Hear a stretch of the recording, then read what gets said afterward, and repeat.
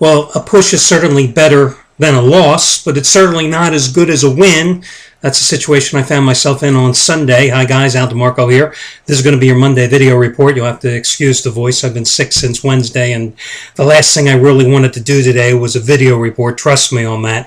So I feel like my voice, I'm going through puberty again as it keeps cracking. But yesterday, my best bet happened to be the Atlanta Falcons. And normally, guys, I'm a firm believer in buying the half point either up or down, whether you're on a favorite or an underdog, when that line crosses 3, 6, 7, and as I always say, sometimes 10. Well, I thought the Atlanta Falcons would roll easily yesterday over Minnesota, and up 17-0 at halftime, I thought I was on my way. But for the second straight week, they had a total collapse after intermission, and hell, you saw that Percy Harvin run back. The goal line stand saved the push. Now, I'm calling it a push, FYI, even though I had the Falcons at 9.5. And I would bet the majority of you had the Falcons too if you got that play from me at 9.5, because obviously you do not wait to bet the favorite until kickoff approaches. You bet favorites early, you bet underdogs late, and hoping to take advantage of any extra half point or point that you might get as game time approaches. But that game went and moved from 9.5 to 10 around 11:30 to 11:45 Eastern time on Sunday morning. Now, I know it was a 1 o'clock kickoff, but I'm taking it as a push. If you, like me, won with it, hey, all the better. It's just for record-keeping sakes. I think it's I just want to keep everything above board. I think the way to do it is simply take a push on that play. So that's for me. Now, yesterday, another guy who definitely benefited from buying the half point, although he didn't need it necessarily, was Chris Jordan. Third ever 3,000-star NFL release in his 28 years in the business. Houston minus 6.5. Boy, first play from scrimmage, false start fumbles, 7-0, right? Jacksonville on top. But despite losing Matt Leinart, they came back and they rallied for the 20-13 win. That was a solid 6.5, just about everywhere. But Chris, in that particular case, did buy the half point, so congratulations to him.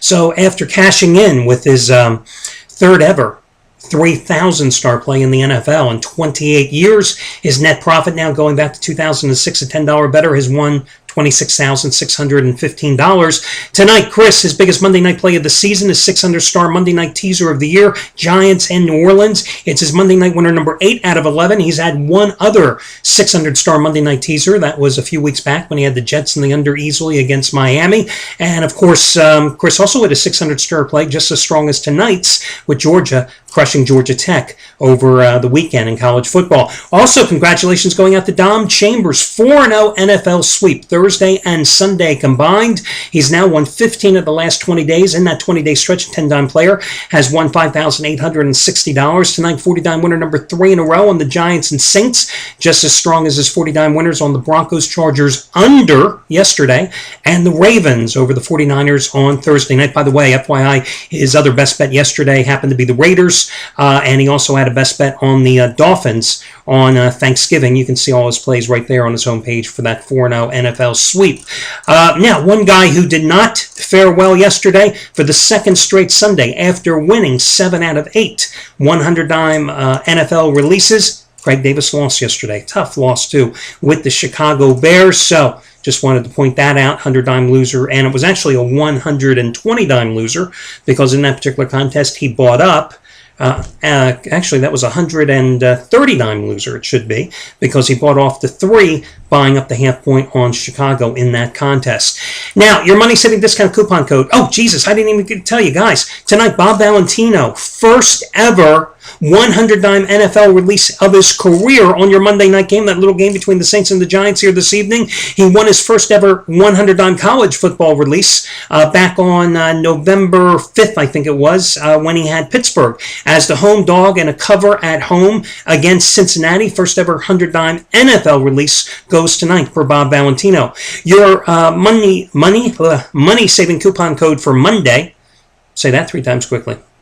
It is going to be 10 push. 10 push. You know the significance of that code, don't you? 10 push. The number 10 the word push, P-U-S-H, no space between them. Enter that when prompted. You'll save $10 off of any single purchase you make today. Doesn't have to be my play, guys. As I always tell you, it can be anybody's plays on the site. Now, get to your free play in a second here. Hey, quick FYI, Insider Money Moves, 3 out of 4 yesterday, 35 and 16 over the past 14 days. If you haven't taken advantage of a 3-day free trial, check it out, Insider Money Moves. My free play tonight, I'm going to go with Colorado, laying the points at home against Georgia.